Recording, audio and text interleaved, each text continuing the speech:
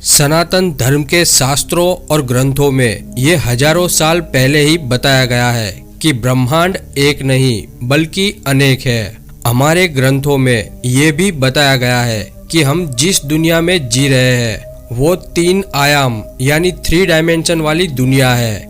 लिंग पुराण, ब्रह्म पुराण और ऋग्वेद में लिखा है कि हमारे ब्रह्मांड में अनेकों ग्रह मौजूद है जिसे सनातन धर्म में लोक या भुवन कहा जाता है।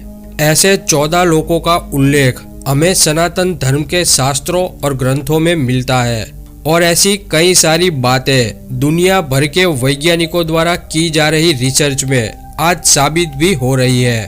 तो हमारे शास्त्रों के अनुसार हमारी सृष्टि में 10 आयाम है।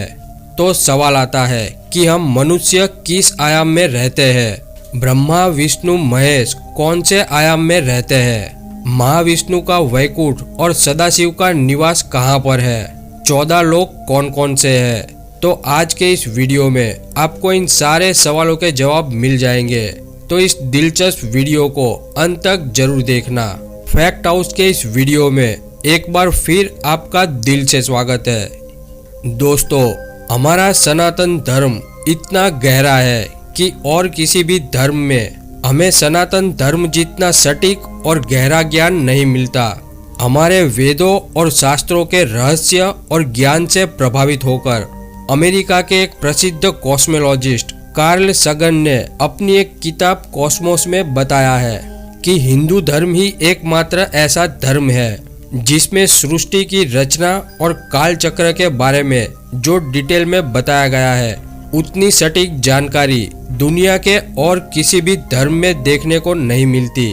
और हिंदू धर्म ग्रंथों और पुराणों की जानकारी आज साइंटिफिकली भी प्रूव हो रही है। ब्रह्मांड, केवल इस शब्द का अर्थ और उसके रहस्यों को समझना हमारे लिए काफी मुश्किल है, लेकिन सनातन धर्म के वेदों, शास्त्रों और पुराणों में अनेकों ब्रह्मांड और अन्य ग्रहों के बारे में हजारों साल पहले ही जानकारी दे दी गई है, जिसे सच साबित होता देखकर आज दुनिया भर के वैज्ञानिक हैरान है, क्योंकि हमारे वेदों और पुराणों में की गई एक एक बात आज सच साबित हो रही है। वेदों और पुराणों में हमें 64 आयामों का उल्लेख मिलता है, लेकिन फिलहाल उन 64 में से 10 आयामों वाला सिद्धांत हमारे सामने मौजूद है और हम मनुष्य जहां पर निवास करते हैं वो केवल 3 डायमेंशन वाली दुनिया है, क्योंकि वैज्ञानिकों के हिसाब से हम केवल 3 डायमेंशन वाली जिंदगी जी रहे हैं, जिसमें डायमेंशन यानी एक छोर से दूसरे छोर तक का मेजरमेंट। तो पहले आयाम में केवल एक ही डायमेंशन होता है जहां पर व्यक्ति एक छोर से दूसरे छोर तक ऊपर या नीचे आ जा सकता है।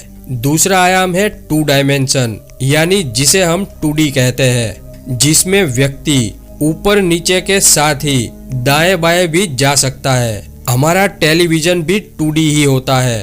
तीसरा आयाम है 3 डायमेंशन यानी 3D, जिसमें व्यक्ति ऊपर नीचे और दाएं बाएं के साथ साथ आगे पीछे भी आ जा सकता है, यानी हम किसी भी दिशा में आगे पीछे, ऊपर नीचे या दाएं बाएं जा सकते हैं। और हम मनुष्य इसी आयाम में रहते हैं जहां पर हम किसी भी दिशा में घूम फिर सकते हैं। चौथा आयाम समय को माना जाता है, लेकिन समय में हम केवल आगे ही जा सकते हैं, यानी हम वर्तमान से भविष्य में जाते हैं, लेकिन भूतकाल में वापस नहीं आ सकते। तो समय के इस चौथे आयाम में व्यक्ति भविष्य के साथ साथ भूतकाल में भी जा सकता है और इसे ही हम टाइम ट्रैवल कहते हैं, जिस पर अब तक काफी मूवीज भी बन चुकी है और कई लोगों ने तो इसका अनुभव करने का दावा भी किया है, जिसमें बताया जाता है कि वो व्यक्ति समय में कई साल आगे या पीछे जाकर वापस लौटा है। और आज वैज्ञानिक भी इस टाइम ट्रैवल की घटनाओं पर गहराई से रिसर्च करने लगी है, यानी वो भी अब मानने लगे हैं कि ऐसी घटनाएं सच भी हो सकती है और ये संभव है। लेकिन हजारों साल पहले ही समय यात्रा का भी उल्लेख हमारे शास्त्रों में मिलता है। वेदों और पुराणों में हमारे इस भौतिक ब्रह्मांड में अनेकों ग्रह होने के बारे में भी बताया गया है, जिसे लोक या भुवन कहा जाता है। और ऐसे 14 लोकों का वर्णन हमें पुराणों और शास्त्रों में मिलता है, जो कि इसी ब्रह्मांड का हिस्सा है, जिसे 14 भुवन भी कहा जाता है। तो ये 14 लोक कुछ इस प्रकार है: सत्यलोक, तपलोक, जनकलोक, महरलोक, स्वर्गलोक, भुवरलोक, भूलोक, अताल, विताल, सुताल, तलताल, महाताल, रसताल और पाताल। और इनमें से भूलोक पर हम मनुष्य निवास करते हैं। तो अब हमारी इस 3 डायमेंशन वाली दुनिया में चौथे आयाम को भी मानने पर वैज्ञानिक मजबूर हो रहे हैं और इस पर गहराई से अध्ययन कर रहे हैं, ताकि आगे जाके हम मनुष्य समय में आगे या पीछे भी आ जा सके, यानी समय यात्रा कर सके। 5वां आयाम, जिसे मल्टीवर्स यानी अनेकों ब्रह्मांड वाला आयाम कहा जाता है, जहाँ पर रहने वाला व्यक्ति समय में आगे पीछे के साथ साथ दाएं बाएं भी जा सकता है, जिसमें दाएं बाएं का मतलब है कि व्यक्ति एक ही समय में अपने आप को 2 रूपों में देख सकता है। और हमारी सृष्टि के रचनाकार ब्रह्मा जी भी इसी 5वें आयाम में निवास करते हैं। इस आयाम को प्रमुख आयाम कहा जाता है। इस आयाम में हमारे ब्रह्मांड की तरह कई सारे और भी ब्रह्मांड मौजूद है और हर ब्रह्मांड के अपने अपने ब्रह्मा है और हर ब्रह्मांड के 14 लोक भी है। वैज्ञानिक की भाषा में हमारी 3 डायमेंशन वाली दुनिया की शुरुआत जहाँ से हुई उसे बिग बैंग कहा जाता है, यानी जिस बिग बैंग से हमारा ये सौर मंडल बना है, वो बिग बैंग भी ब्रह्मा जी के इस 5वें आयाम से ही उत्पन्न होता है। इस आयाम में हर ब्रह्मांड का आकार, समय और नियम अलग अलग होता है और यहाँ पर ब्रह्मा जी का केवल एक ही दिन हमारे कई लाखों सालों के बराबर होता है। फिर आता है 6ठा आयाम, जहाँ से ब्रह्मा जी के 5वें आयाम यानी सभी ब्रह्मांडों की उत्पत्ति होती है। और इसी आयाम में हमारे भगवान विष्णु 3 भाग में निवास करते हैं। 3 भाग यानी कर्णोदक्षाय विष्णु, गर्भोदक्षाय विष्णु और क्षीरोदक्षाय विष्णु, जिसमें कर्णोदक्षाय विष्णु को ही महाविष्णु कहा जाता है। और जब महाविष्णु अपनी सांस छोड़ते हैं तब अनेकों ब्रह्मांड की उत्पत्ति होती है और जब वे सांस अंदर लेते हैं तब सभी ब्रह्मांडों सहित पूरी सृष्टि उन्हीं में समा जाती है और उनके द्वारा उत्पन्न सभी ब्रह्मांडों में एक एक विष्णु स्थापित होते हैं और इसी विष्णु को गर्भोदक्षाय विष्णु कहा जाता है। और इन्हीं की नाभि कमल से ब्रह्मा जी की उत्पत्ति होती है। गर्भोदक्षाय विष्णु के ऊपर ही ये सभी ब्रह्मांडों का भार टिका हुआ है। और तीसरा भाग है क्षीरोदक्षाय विष्णु, जो कि हमारी भौतिक सृष्टि के कण कण में यानी हर तत्व और हर परमाणु में मौजूद है।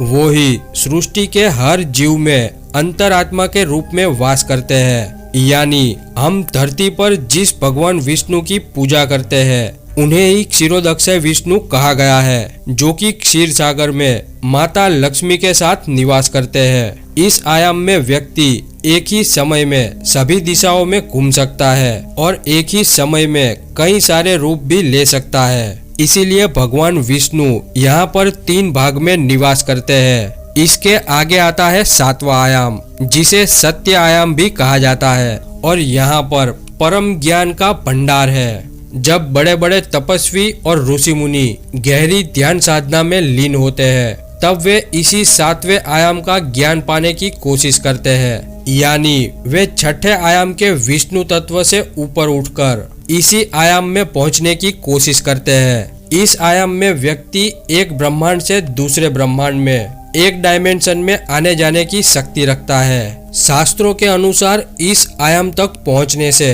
व्यक्ति देवताओं की श्रेणी में आ जाता है, क्योंकि यहाँ तक कोई पवित्र और महान आत्मा ही पहुंच सकती है। इस आयाम के ज्ञान को ही परम ज्ञान कहा गया है और इसे पाकर ही व्यक्ति परम ज्ञानी कहलाता है। ऐसे व्यक्ति को ही सिद्ध पुरुष कहा गया है। हम मनुष्य ध्यान के माध्यम से 6ठे आयाम तक की अनुभूति कर सकते हैं, यानी जब तपस्वी और ऋषि मुनि ध्यान में लीन होते हैं तब उन्हें क्षीरोदक्षाय विष्णु की अनुभूति होती है और कोई पवित्र और महान आत्मा ही छठे आयाम को पार करके इस 7वें आयाम तक पहुंच पाती है और वही पवित्र आत्मा फिर 10वें आयाम तक पहुंचती है।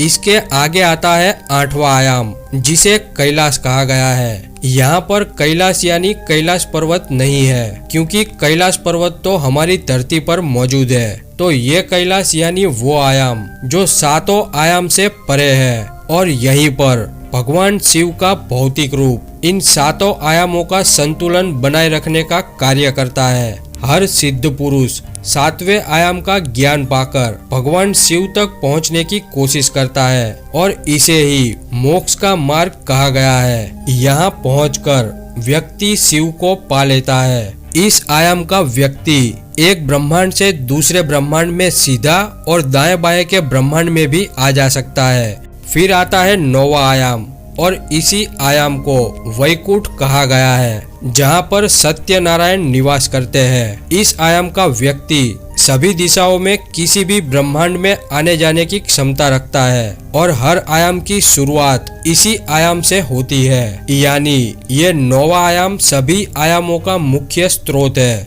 8वें आयाम में जब व्यक्ति मोक्ष को प्राप्त कर लेता है तब उसकी आत्मा शुद्ध हो जाती है और इस 9वें आयाम में आकर वो पवित्र आत्मा फिर से परमात्मा में लीन हो जाती है, जिसे हम परमात्मा को पा लेना कहते हैं। और फिर आता है 10वां आयाम, जिसे अनंत आयाम कहा जाता है। यहाँ पर पहुँचने वाला व्यक्ति कहीं भी कभी भी और किसी भी रूप में अवतरित हो सकता है या कोई भी आकार धारण कर सकता है। इस आयाम के खुद के नियम अनुसार वे जब चाहे, जैसा चाहे और जो भी चाहे वो कर सकता है, जिस पर किसी भी आयाम का कोई भी नियम लागू नहीं पड़ता, क्योंकि ये आयाम सभी आयामों से परे है, जिसकी ना ही कोई शुरुआत है और ना ही कोई अंत है। इसीलिए इस आयाम को अनंत आयाम कहा गया है और यहीं पर आदि, अनंत, निर्गुण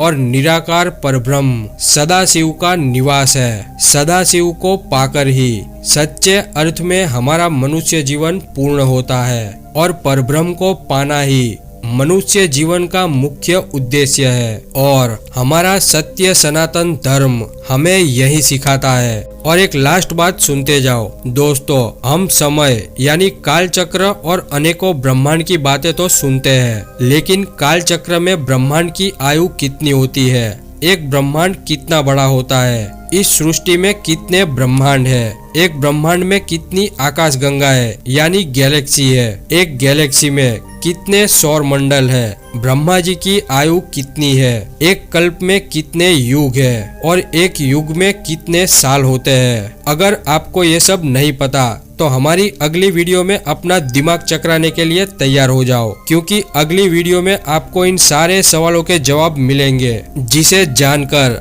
आपका दिमाग अवश्य ही चकराने लगेगा। दोस्तों, ऐसी वीडियो बनाने में काफी रिसर्च और मेहनत करनी पड़ती है, तो अगर आप वीडियो को लाइक, कमेंट और चैनल को सब्सक्राइब करते हैं तो इससे हमें और भी अच्छी वीडियो बनाने का मोटिवेशन मिलता है। तो प्लीज सपोर्ट करें और अगर आपको ये जानकारी अच्छी लगी हो तो वीडियो को लाइक करें, शेयर करें और चैनल को सब्सक्राइब करके बेल आइकॉन जरूर दबाएं। तो मिलते हैं अगली वीडियो में। हर हर महादेव।